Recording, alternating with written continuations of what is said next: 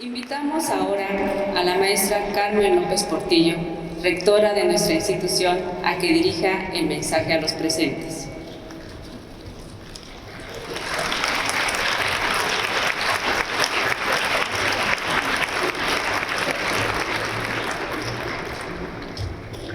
Buenas tardes a todas, a todos.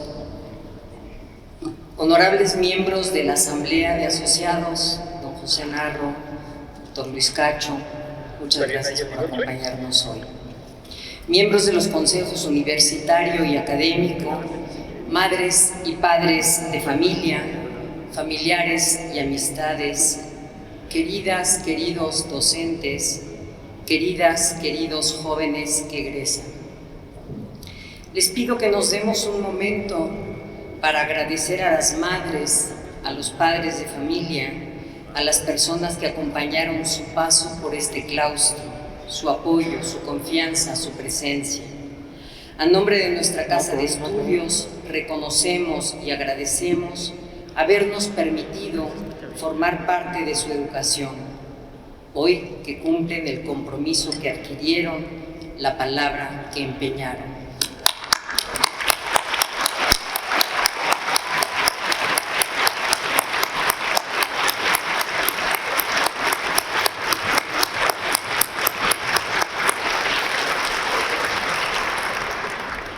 Empiezo con un epígrafe de Nietzsche. Nadie puede construir el puente para que puedas cruzar el río de la vida. Nadie más que tú mismo. Hay sin duda innumerables caminos y puentes y semidioses que te llevarían a través de ese río, pero solo a costa de ti mismo. Te venderías y te perderías. Hay en el mundo un solo camino por el cual nadie, excepto tú, puede viajar. Y a partir de ahora se trata de que creen, construyan, inventen, imaginen y amen ese puente, ese camino, ese trayecto que haga que su vida valga la pena ser vivida. 1. De la imposibilidad de desertar del ser. Estamos parados en el umbral de los tiempos, detenidos hoy en este presente que une las promesas, la de antes, la de ahora, la que se cumplió y la que anuncia hoy el porvenir. Ha pasado el tiempo, más de 1500 días, 1503 para ser exactos, desde que nos reunimos en este gran claustro por primera vez. Era lunes 12 de agosto.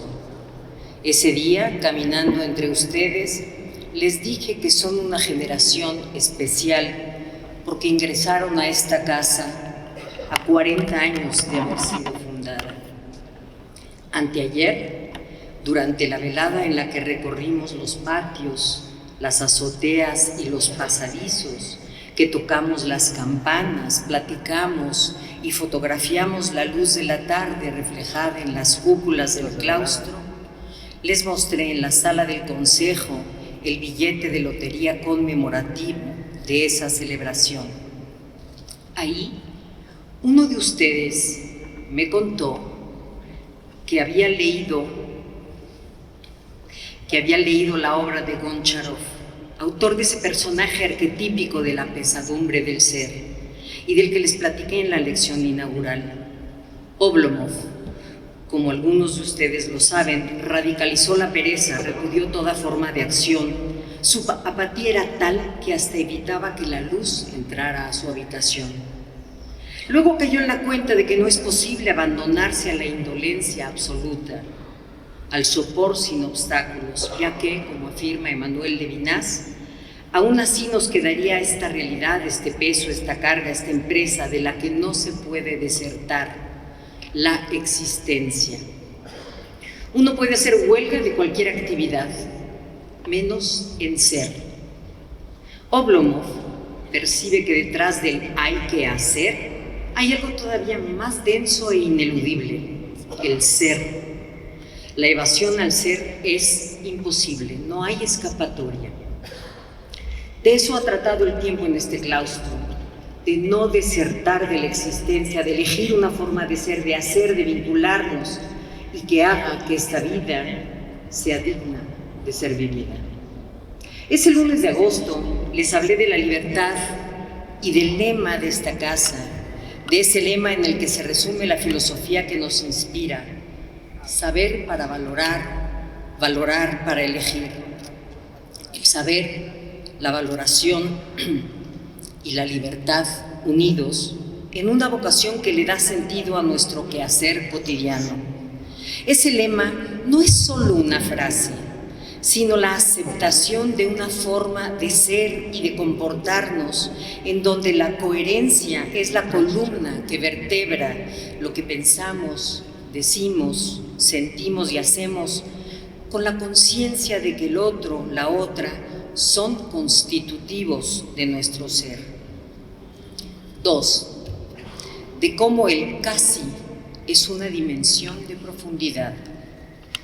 Aquel día también les platiqué de los matices y de lo que aparentemente no tiene importancia, pero que puede hacer la diferencia entre la vida y la muerte, la verdad y la mentira, la presencia y la ausencia, el cumplimiento o el fracaso, la coherencia o el engaño y la farsa.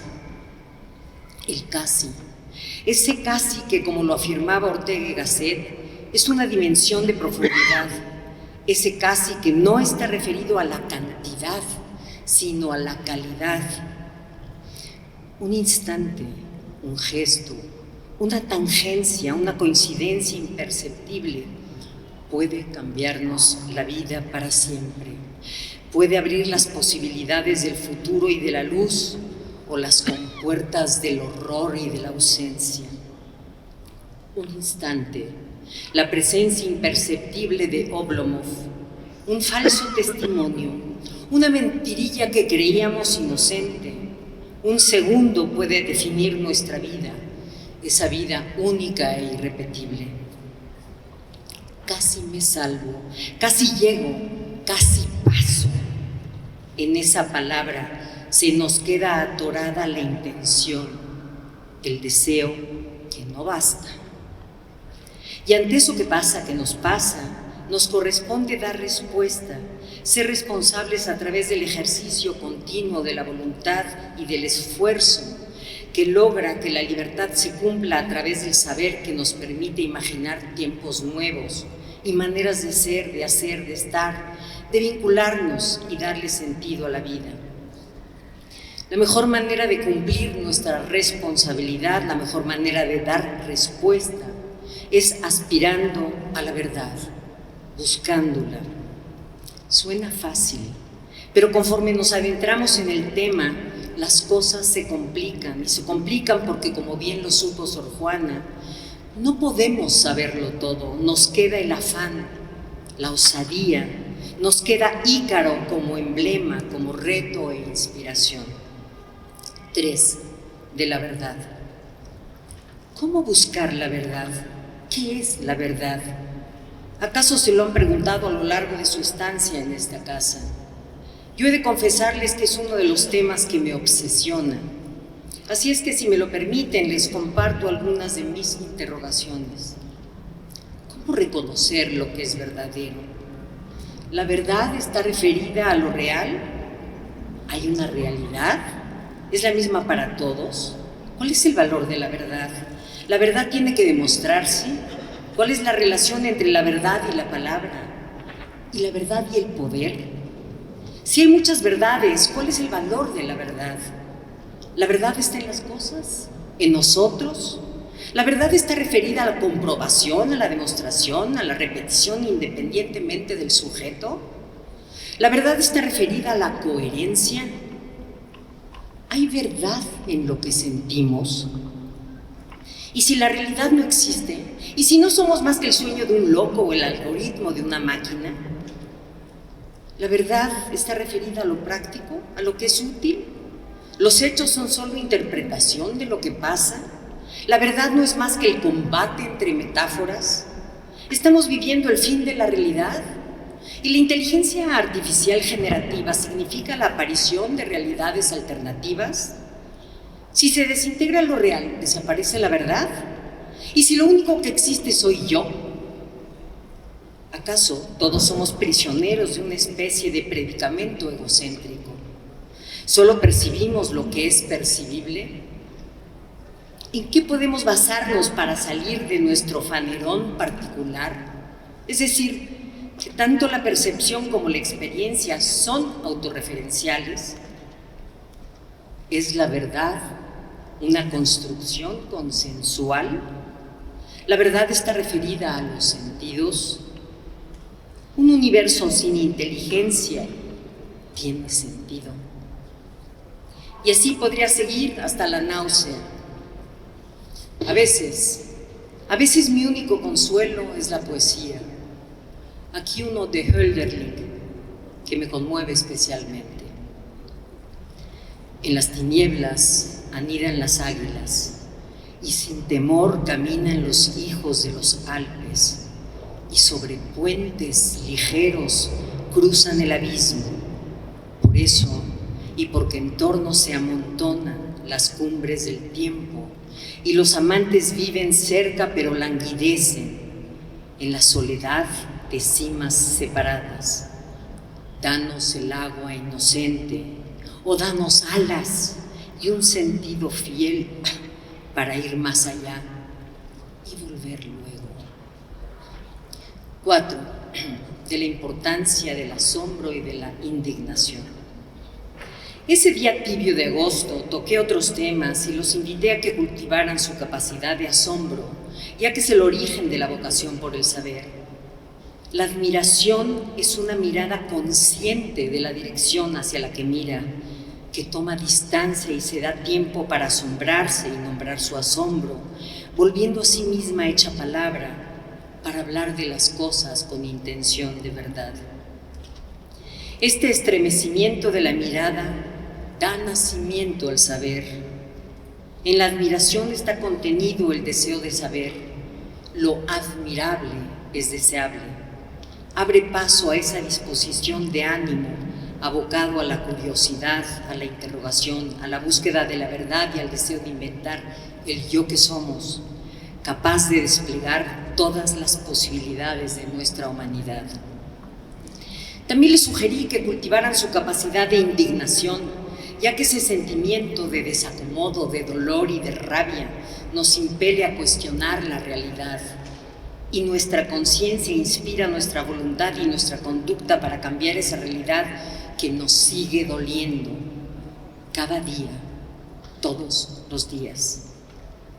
¿Acaso romper la indiferencia constituye el acontecimiento ético último que nos queda para rescatarnos de esta realidad hueca, patética y sin sentido? 5. Del cambio y su expresión. Ha pasado el tiempo, más de 36.070 horas, durante las cuales, ustedes no lo saben, durante las cuales ustedes han cambiado más de 50 veces su piel, cerca de 12 veces sus glóbulos rojos y 1.500 veces sus glóbulos blancos. En 6 años más habrán cambiado la totalidad de su esqueleto y en 11 todos sus músculos. La gran mayoría de sus células son renovadas en el plazo de entre 7 y 10 años. Las de su corazón y las de su cerebro, sin embargo, permanecen más tiempo. Si viven 80 años, habrán reemplazado su corazón. Las neuronas de su cerebro sí aguantarán toda su vida. Lo que cambia ahí, en realidad, constantemente en el cerebro, son las conexiones, los circuitos de la memoria. El corazón, metafóricamente, y el cerebro, lo que sentimos y el núcleo de nuestra conciencia, unidos, nos ayudan a hacer memoria, como hoy, a recordar, a volver a pasar por el corazón lo que vivimos para darle sentido. ¿Acaso un nuevo sentido cuando la experiencia se suma a la interpretación? No solo su cuerpo no es el mismo, su mente, su experiencia, algunos pensamientos, creencias, sentimientos también cambiaron. Ese cambio, si ustedes están dispuestos a hacer un ejercicio de introspección y autoconocimiento, como lo sugería el oráculo de Delfos, sabrán reconocerlo y valorarlo, a pesar de este transitar. Hoy quiero insistir en que cultiven la capacidad de asombro, de interrogación y de indignación. Hoy vale la pena recordar que Sócrates nos invitaba a preguntarnos: ¿qué hace que la vida valga la pena ser vivida? ¿A qué debemos la dignidad humana? ¿Qué le da sentido a la vida? Sócrates nos recuerda lo que dijo en su juicio: una vida sin examen no merece ser vivida. Es decir, que vivimos para hacer preguntas, y acaso la pregunta más importante sea: ¿cómo debemos vivir? Hoy a eso los invito, a que hagan examen de su vida, de sus afanes y deseos de manera permanente, para que el puente, el camino, el trayecto que han decidido cruzar merezca ser transitado. Esta es su vida, no hay más. 6. De la memoria. Hace 4 años, ese 12 de agosto, cada una de ustedes escribió una carta dirigida a ese yo que ahora son. Anteayer, durante la velada, les pregunté a algunos de ustedes si recordaban lo que habían escrito, y ninguno parecía recordar nada más allá del sentimiento de sorpresa, el nervio, la incertidumbre ante el futuro que se abría, como hoy. Recordaron no lo que pensaban, creían o sabían, sino lo que sintieron. Tal vez porque es en el sentimiento en donde reside el núcleo de nuestro yo. La poeta Laura Riding dice que casi cualquier persona puede aprender a pensar, a creer o a saber, pero que a ningún ser humano se le puede enseñar a sentir.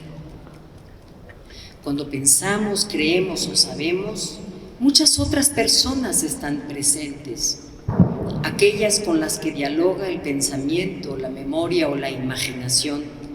Pero en el momento en que sentimos, no somos nadie más que nosotros mismos enfrentados a nuestro yo, a nuestra soledad. Y ahora me viene a la mente, y esa es la forma azarosa en que la memoria juega, ahora que escribo soledad, recuerdo lo que Heaney escribió cuando recibió el premio Nobel. El camino verdadero y duradero hacia y a través de la experiencia, fíjense, implica ser fiel a tu propia soledad, fiel a tu propio conocimiento secreto. Hoy ustedes pueden responder si el tiempo, si la vida vislumbrada ese 12 de agosto, si la vida transcurrida en este claustro ha valido la pena, si esta casa de estudios ha contribuido a su crecimiento, a lo que son, a lo que saben, a lo que valoran, a la manera como se perciben a sí mismos, cómo se vinculan con los otros, cómo se relacionan con el mundo y con lo que los trasciende, si ahora son lo que querían ser. Seamus Heaney pensaba que, tanto en el arte como en la vida, empezar y continuar y empezar de nuevo es el ritmo esencial no solo del logro, sino también de la supervivencia, la base de la acción convencida, la base de la autoestima y la garantía de credibilidad en nuestras vidas, credibilidad para cada persona y para los demás. Y hoy vivimos este rito de cierre y de apertura, esta tradición. Ustedes saben que la etimología de la palabra tradición significa lo que se entrega, lo que se transmite como valioso. Y hoy eso es lo que nos convoca, lo que festejamos. 7. de la palabra.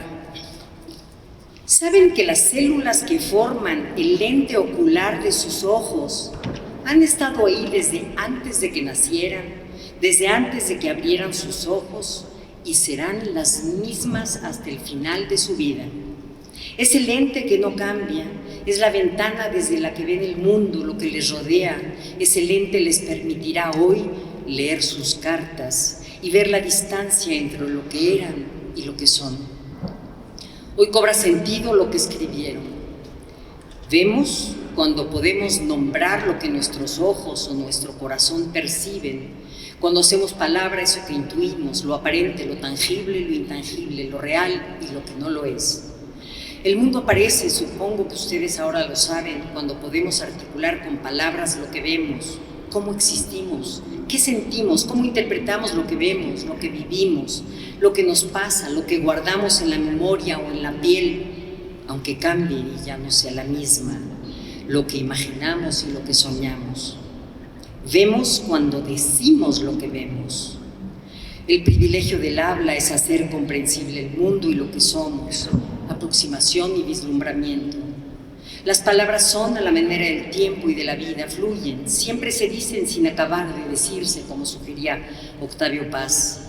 A veces son también silencio. Tal vez en eso radique el milagro de la existencia humana, en la posibilidad de darnos en la palabra y con palabras compartir los hechos, la conducta, la coherencia, las coincidencias, la vida como hoy. La vida que finalmente es lo que importa. Tenemos que ser conscientes del peso de las palabras, del sentido que les damos, de la intención de lo que decimos, de lo que escuchamos. No lo olviden. Espero que ese sea uno de los legados para ustedes de este claustro. 8. De la memoria y del futuro. Hoy están en el umbral mirando el pasado que en verdad no está terminado, que puede ser valorado, interpretado, conforme la vida pasa y la experiencia enriquece la mirada y el futuro. En la combinación infinita de posibilidades reside la riqueza y especificidad de cada ser. En la capacidad de contarnos nuestra historia reside la comprensión de la vida y de lo que somos. Esa es la historia que nos contamos. También cambia con el tiempo.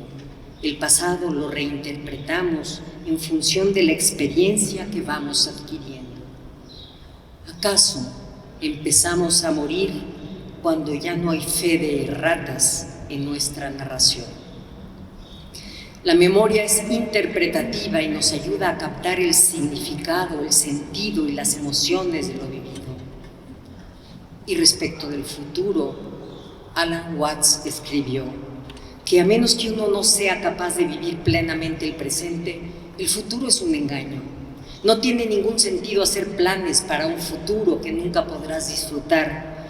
Cuando tus planes maduren, seguirás viviendo para algún otro futuro más allá.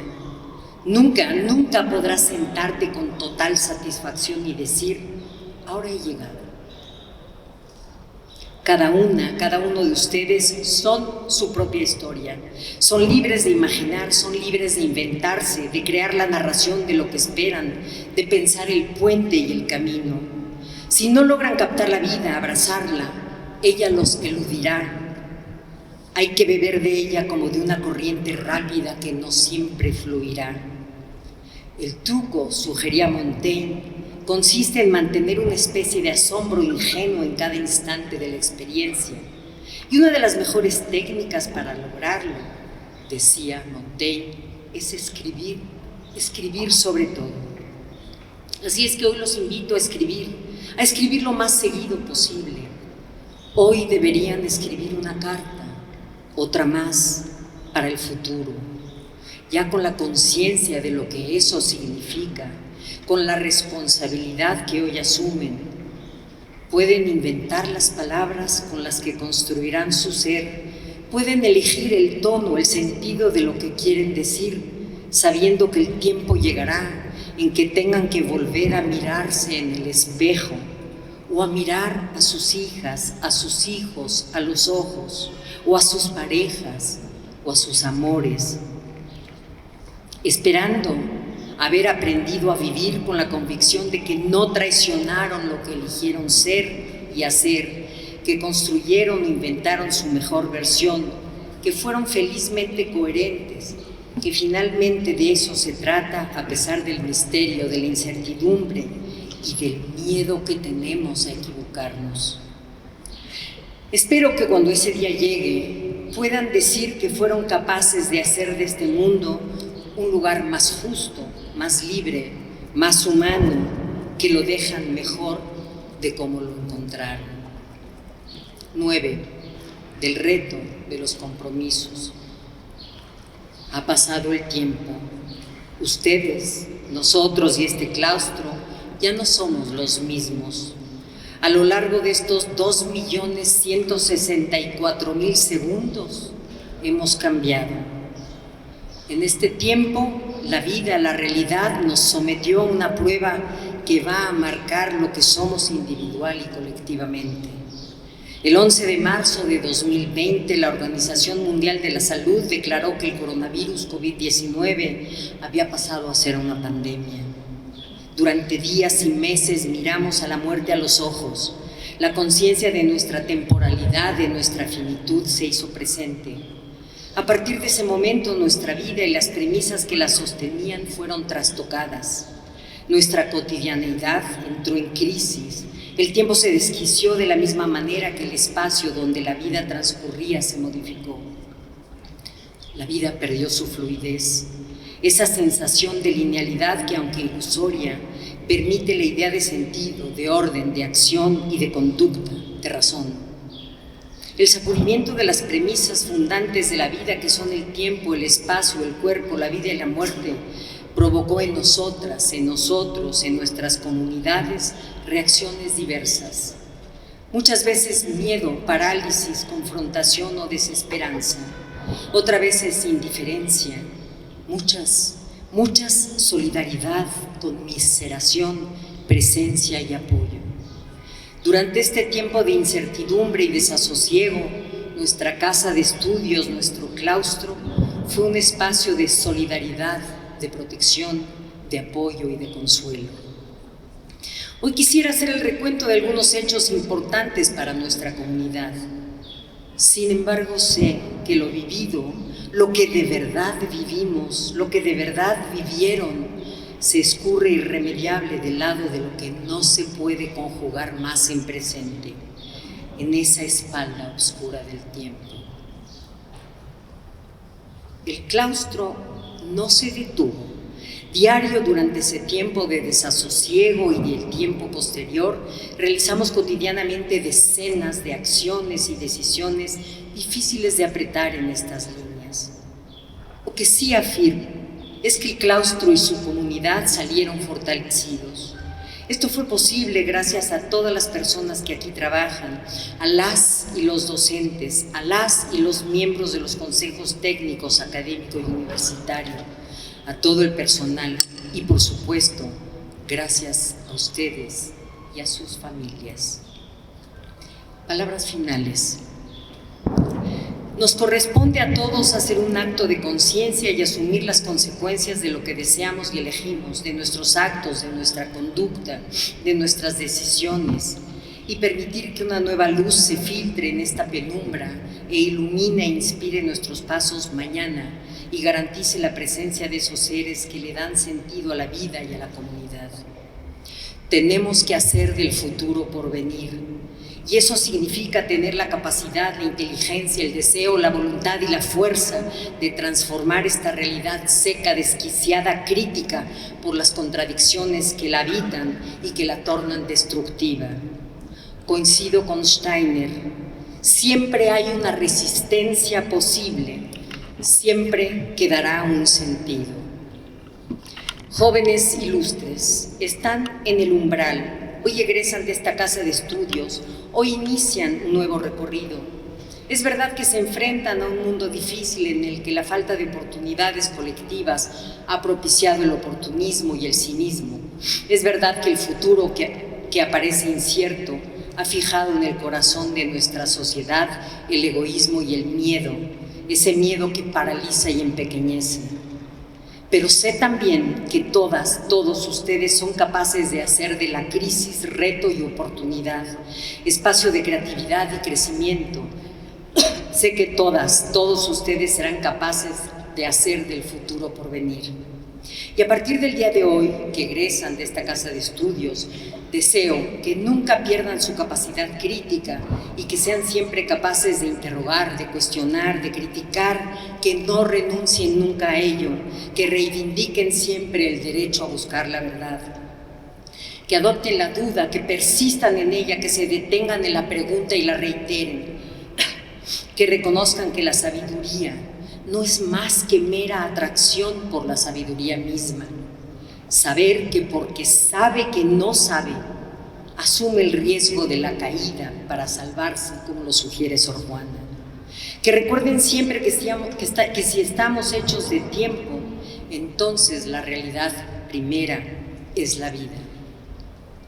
Que estén dispuestos a darle la razón a la vida, a dar razón de sus anhelos vitales, a darle cabida a lo posible a través de las dos dimensiones de la vida con las que contamos, el amor y la palabra. El amor que es la donación de nuestro ser, el amor que nos transporta al interior de los seres, de las cosas, para coincidir con lo que tienen de único y por consiguiente de inexpresable.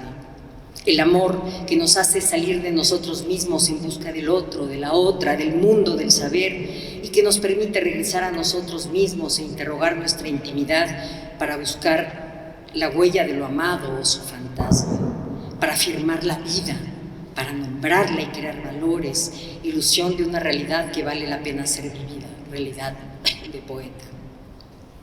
Recuerden que, como lo dijera la poeta Alejandra Pizarnik, la luz es solo luz en la memoria de la noche, y acaso la palabra solo es palabra en el recuerdo del silencio.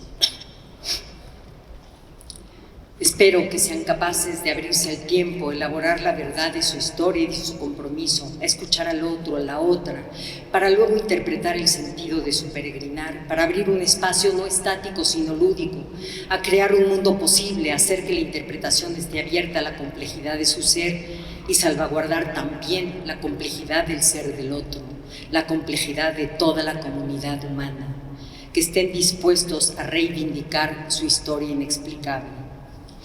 Que nunca pierdan la pasión por el saber y por la vida, que nunca pierdan la capacidad de asombrarse ante la belleza del universo ni de conmoverse ante su fragilidad, que nunca pierdan la capacidad de indignarse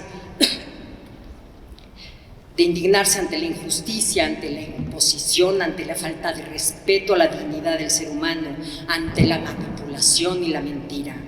Que nunca pierdan la capacidad de imaginar un mundo mejor ni la voluntad de luchar por él. Que nunca pierdan la capacidad de reírse de sí mismos, de sus limitaciones. La risa nos devuelve la dignidad. Que sepan conciliar la libertad y la justicia. Que estén dispuestos a ganarse la vida, a ganarla eligiendo una forma digna, libre de ser, que respeta la dignidad y la libertad del ser del otro, de la otra. Que sepan ganarse la vida, con mayúsculas, es ganarse el ser. Un último consejo. El filósofo Daniel Dennett ofreció una vez la clave del secreto de la felicidad. Encuentra algo más importante que tú y dedica tu vida a ello. Estoy cierta de que nuestras esperanzas y todos nuestros deseos se cumplen en la generación que hoy egresa. Todas, todos ustedes dejan una huella imborrable en este claustro. No se olviden que en estos muros dejan parte de su historia, que es también la de este claustro, su casa, que pueden volver a ella siempre, que aquí atesoramos su presencia.